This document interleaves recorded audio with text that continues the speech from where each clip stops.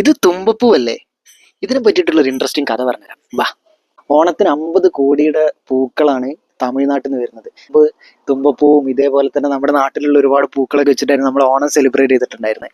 ഇപ്പോൾ 50 കോടിയുടെ അടുത്തുള്ള പൂക്കളാണ് തമിഴ്നാട്ടിൽ നിന്ന് മാത്രം നമ്മുടെ നാട്ടിലേക്ക് വരുന്നിട്ടുള്ളത്. അപ്പം നമ്മളൊരു ഓണത്തിന്റെ ഒരു പൂവിന്റെ വിപണിയെ കുറിച്ചൊന്ന് ചിന്തിച്ചു നോക്കാം, എത്രത്തോളം വലിയൊരു മാർക്കറ്റ് ആണെന്നുള്ളത്. അതും തമിഴ്നാട്ടിൽ നിന്ന് മാത്രം വരുന്നതാണ്. ഇതിന്റെ ടോട്ടൽ മാർക്കറ്റ് സൈസ് അല്ല പറഞ്ഞത്, ടോട്ടൽ മാർക്കറ്റ് സൈസ് ഇതിന്റെ മുകളിലാണ്.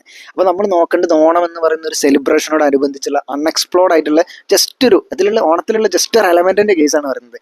ഇതേപോലെ ഓണം വരുമ്പോൾ അല്ലെങ്കിൽ ഓരോരോ സീസൺ വരുമ്പോൾ അതുമായി ബന്ധപ്പെട്ട് ഇപ്പോൾ നമുക്കറിയാം വിഷു വരുമ്പോൾ അല്ലെങ്കിൽ ദിവാലി വരുമ്പോൾ പടക്കത്തിന്റെ മാർക്കറ്റ്, ഇതേപോലെ തന്നെ ഓരോരോ സെലിബ്രേഷൻസ് ഓരോരോ ഫെസ്റ്റിവൽസ് വരുമ്പോൾ ഓരോരോ കാര്യങ്ങളുടെ മാർക്കറ്റ്. അപ്പോൾ ഇതേപോലത്തെ അൺഎക്സ്പ്ലോർഡ് ആയിട്ടുള്ള ഏരിയാസ് നമ്മൾ കോൺസെൻട്രേറ്റ് ചെയ്യുക, അല്ലെങ്കിൽ ഇങ്ങനത്തെ കാര്യങ്ങളെ കുറിച്ച് നമുക്ക് അറിവുണ്ടായിരിക്കണം.